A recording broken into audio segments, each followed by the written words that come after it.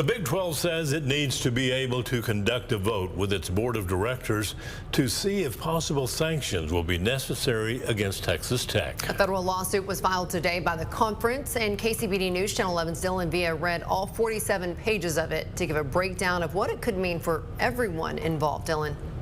Yeah, Christy and Abner, 47 pages here. The debate over whether Brendan Sorsby should be allowed to play for Texas Tech next season has been a loud one. And today, the Big 12 Conference requested declaratory relief in order to make a determination with its board of directors.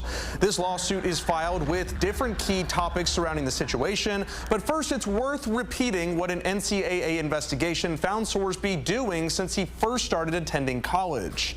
Sorsby made nearly 3,000 bets, totaling more than $30,000 during his time at Indiana University, including 40 bets on his own football team.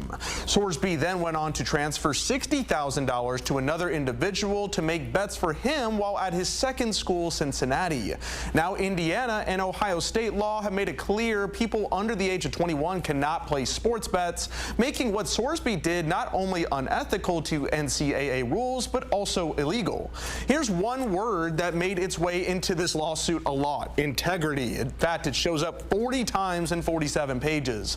The Big 12 stated the conference and its member institutions, quote, apparently save for TTU, have no interest in being required to endorse or even appearing to endorse unethical and indeed unlawful conduct that strikes at the heart of athletic integrity, unquote. When one bets on their own team, it does raise alarms. A large section of today's lawsuit focused on other examples throughout history, showing when betting came into play from athletes, swift action was taken. And the Big 12 says an athlete with extensive betting history on his own team presents integrity issues the conference must address. Now, Texas Attorney General Ken Paxton sent a letter to the conference last week, which says the Big 12 says was a threat to file a lawsuit against them if any sanctions were taken against Texas Tech. Paxton claimed any sanctions put on by the conference would be a per se violation of federal and Texas antitrust law. The Big 12 says the conference has an independent governance authority over member institutions, which include Tech.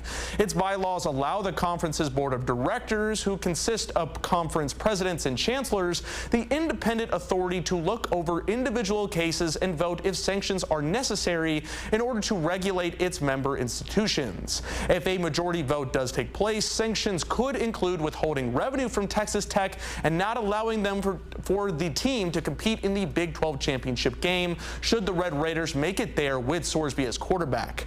Now, the Big 12 is seeking declaratory relief from the court. This includes declaratory judgments that the First Amendment protects the Big 12's right to invoke its authority under its bylaws relating to its handling of sports gambling. Sanctions imposed are not a per se violation, and Paxton's threatened use of the law to prohibit these sanctions violates the Dormant Commerce Clause. And rest assured, you can bet this escalating situation between the Big 12 and Texas Tech is far from over. Christy and Abner. Thank you, Dylan.